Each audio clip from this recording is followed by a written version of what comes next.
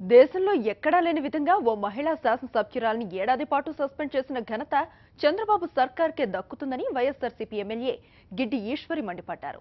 విజయవాడలో call money sex racket దోషులపై చర్యలెందుకు తీసుకోలేదని శాసనసభలో ప్రశ్నించారు.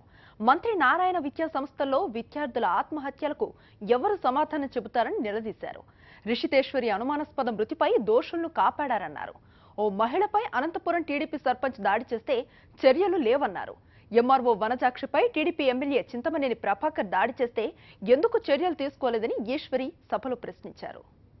చంద్రబాబు నాయుడు గారు చట్టసభల్లో 33% రిజర్వేషన్ మహిళలకు ఉండాలని వారే జాతీయ మహిళా పార్లమెంట్ సదస్సులో మాట్లాడారు.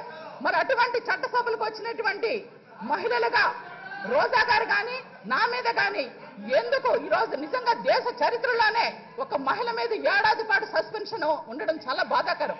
పైగా మళ్ళా ఏడాది పాటు చేస్తానడం చాలా బాధాకరం. పైగా నాపై నేను ఒక గిరిజన జాతి కోసం మా ప్రాంతంలో ఉన్నటువంటి అటవీ సంపద బాక్సైట్ కోసం ఉద్యమం చేస్తే నా మీద కూడా దేశద్రోహం అంటే కేసులు పెట్టడం. అంతేకాకుండా ఒక ఎస్సీ మహిళా అధ్యక్ష